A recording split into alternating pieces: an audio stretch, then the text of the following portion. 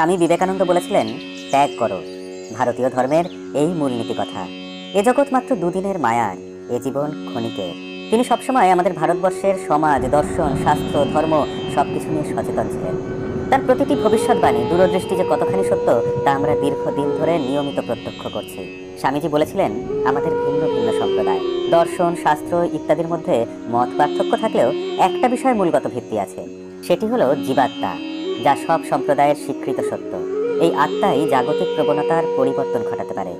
হিন্দুদের মতো জৈন, বৌদ্ধ, বস্তুত ভারতের সর্বত্রই এই বিশ্বাস আছে যে জীবাত্মাই সব শক্তির আধার। তিনি বলেছিলেন, তোমরা বেশ ভালোভাবেই জানো, ভারতের কোনো দর্শনই শক্তি, শুদ্ধতা, পূর্ণতা বাইরে থেকে অর্জন করা সম্ভব এ কথা বলে না।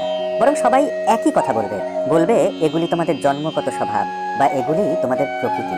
অশুদ্ধ আবরণের নিচে তোমার প্রকৃত স্বভাব বা স্বরূপ ঢাকা পড়ে আছে। তুমি প্রকৃতই শুদ্ধ, তুমি বীর্যবান, তোমার নিজের মধ্যেই আত্মসংযমের শক্তি আছে। বাইরের সাহায্যের কোনো প্রয়োজন নেই। পার্থক্য শুধু জানা আর না জানার মধ্যে। সুতরাং এই বিশেষ সমস্যাটিকে অবিদ্যা এই শব্দের মধ্যে সংক্ষিপ্ত করা হয়েছে। হ্যাঁ বন্ধুরা, ঠাকুর শ্রী শ্রী রামকৃষ্ণ পরমহংসদেব যে অবিদ্যার কথা বলেছিলেন। স্বামীজির কাছে প্রশ্ন ছিল, ভগবান ও মানুষের মধ্যে, সাধু ও পাপীর মধ্যে তফাৎ কি? তিনি এক অমূল্য উত্তর দিয়েছিলেন। বলেছিলেন, তফাৎ কেবলমাত্র অজ্ঞানতার। বলেছিলেন, শ্রেষ্ঠ মানুষ ও পায়ের তলায় বুকে হাঁটা অতি ক্ষুদ্র কীটের মধ্যে পার্থক্য কি? পার্থক্য অজ্ঞানতা। তাহলে অজ্ঞানতাই হলো সব পাপের মূল। ওই ক্ষুদ্র বুকে হাঁটা কীটের মধ্যেও আছে অনন্ত শক্তি, জ্ঞান, পবিত্রতা, স্বয়ং ঈশ্বরের অসীম সত্তা রয়েছে তার মধ্যে।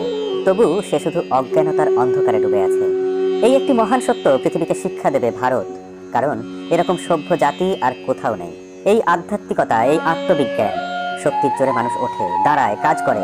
শক্তি ধার্মিকতা, দুর্বলতাই পাপ।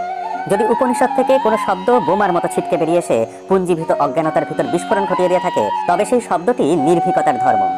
একথা সত্যি যে পার্থিব এবং ধর্মীয় জগতে অধঃপতন ও পাপের কারণ ভয়। ভয় থেকে দুঃখ, ভয় থেকে মৃত্যু, ভয় থেকে অশুভের জন্ম।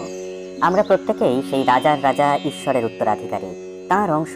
বন্ধুরা, আজকের ভিডিও এই অবধি। যদি ভালো লেগে থাকে অবশ্যই লাইক করবেন আর প্রিয়জনের সাথে শেয়ার করবেন।